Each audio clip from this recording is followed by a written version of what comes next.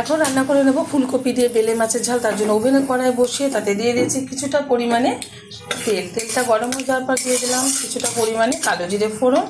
এখন দিয়ে দেবো এর মধ্যে টুকরো করে রাখা ফুলকপি, ভালো করে দিয়ে পরিষ্কার করে নেব। ফুলকপিটা হালকাভাবে ভেজে নেব। ফুলকপিটা হালকাভাবে একটু নেড়ে ফেড়ে নিয়েছি তেলের সাথে। এখন দিয়ে দেবো এর মধ্যে পেস্ট করে রাখা সর্ষে। সর্ষেটা আমি ছেঁকে নিয়েছি। দিয়ে দিচ্ছি 1 চামচ লঙ্কার গুঁড়ো, দিয়ে দিচ্ছি 1 চামচ হলুদ গুঁড়ো, দিয়ে দিচ্ছি স্বাদ মতো লবণ। লবণটা কিন্তু বুঝে ব্যবহার করতে হবে। আমি বেলে মাছটা কেটে ধুয়ে পরিষ্কার করার পর কিন্তু হালকা একটু লবণ মাখিয়ে নিয়েছি, সেই কারণে লবণটা বুঝে ব্যবহার করছি আমি। আপনারা খুব বুঝে ব্যবহার করবেন। ভালোভাবে একটু নেড়ে চেড়ে নেব। খুব বেশি হাই আছে নাড়তে যাবো না, তাহলে কিন্তু সর্ষেটা পুড়ে গেলে কুটকুটি ভাব চলে আসবে।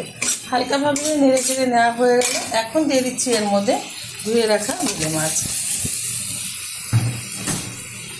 বেলে মাছটা দেওয়ার পরে একটু ভালোভাবে নেড়ে চেড়ে নেব। আমি কিন্তু ভাজিনি, এখন কাঁচা অবস্থাতেই ঢেলে দিলাম।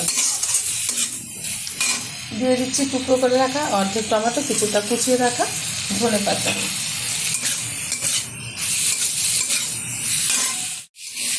বেশ কিছুক্ষণ নেড়ে চেড়ে নিয়েছি সবগুলো উপকরণ একসাথে।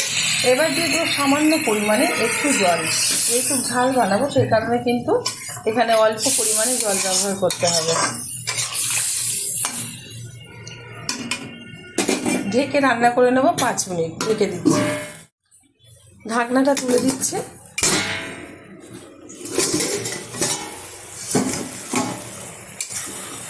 মাছের ঝালটা হয়ে গেছে, নামিয়ে ঢেলে দিচ্ছি একটা পাত্রে। গরম গরম ভাতের সাথে সার্ভ করব।